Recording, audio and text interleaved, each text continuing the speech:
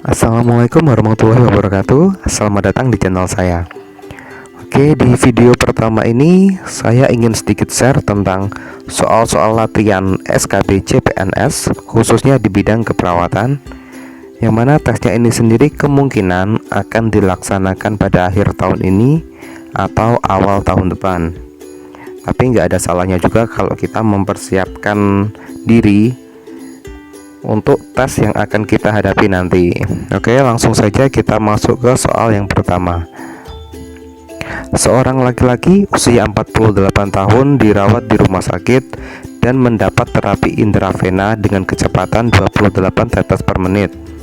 Hasil observasi di daerah insersi jarum infus berwarna merah, bengkak, teraba panas dan nyeri.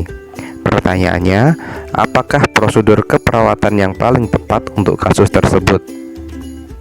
Yang A, melepas jarum infus. B, memperbaiki posisi jarum. C, menghentikan tetesan infus. D, memperlambat tetesan infus. Atau E, mengompres dingin daerah insersi.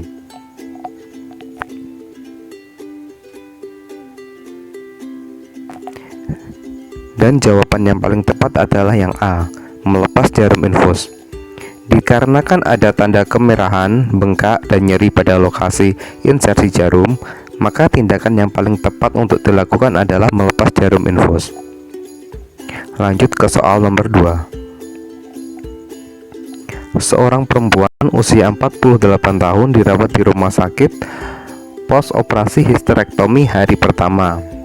Jam 3 pagi, pasien terbangun karena kesakitan dengan skala nyeri 4 dan takut untuk bergerak miring ke kiri ke kanan.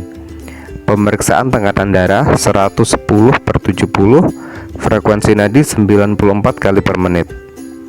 Pertanyaannya, apakah implementasi keperawatan prioritas pada masalah tersebut? A, memberi obat analgesik. B, mengkaji luka bekas operasi. C, menjelaskan penyebab nyeri.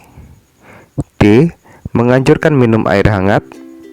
Atau E, merubah posisi dan melakukan masase.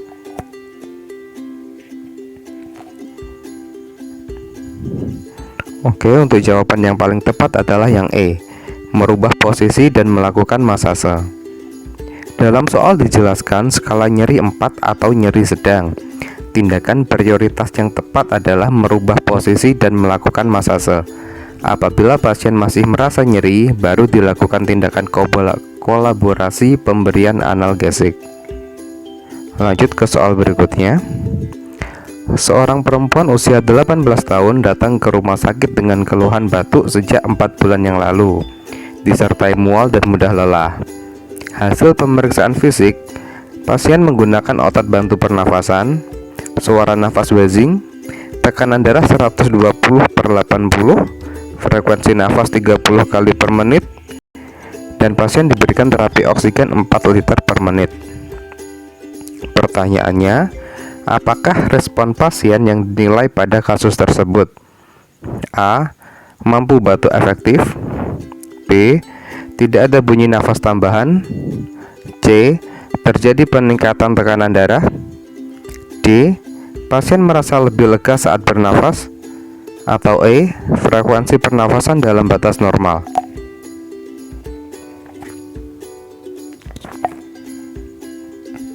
Jawaban yang paling tepat adalah yang E, frekuensi pernafasan dalam batas normal.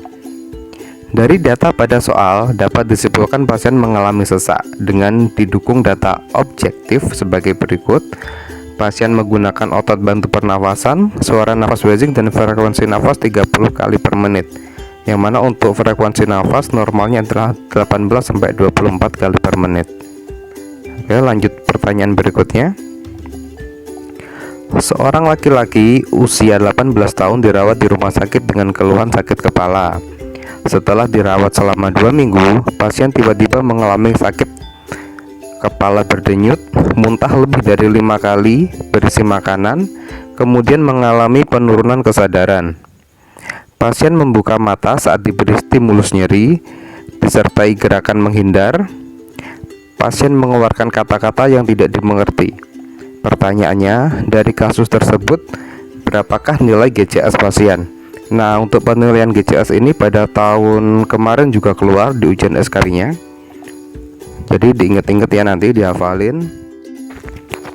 Oke, dan jawaban yang paling tepat adalah yang B. Untuk pembahasannya, untuk respon mata, pasien membuka mata saat diberi stimulus nyeri, itu nilainya 2. Kemudian verbal, pasien mengeluarkan kata-kata yang tidak dimengerti, itu nilainya 4. Dan motorik, pasien menghindar saat diberi stimulus nyeri, itu nilainya 3. Jadi total nilai GCS pada pasien tersebut adalah 9. Oke, lanjut ke pertanyaan berikutnya. Seorang laki-laki usia 57 tahun datang ke poli jantung dan memerlukan prosedur pemeriksaan EKG. Alat dan pasien telah disiapkan di ruang pemeriksaan. Pertanyaannya, apakah langkah selanjutnya pada prosedur tersebut? A. Menyalakan alat. B. Memasang semua sadapan ke tubuh pasien. C. Mengoleskan jeli ke dada dan pergelangan pasien. D. Menekan tombol start atau stop pada alat. Atau E. Memastikan kesiapan alat.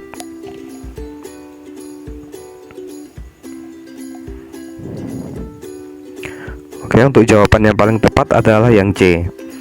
Setelah alat dan pasien telah disiapkan, langkah selanjutnya yang paling tepat adalah mengoleskan jeli pada dada dan pergelangan pasien.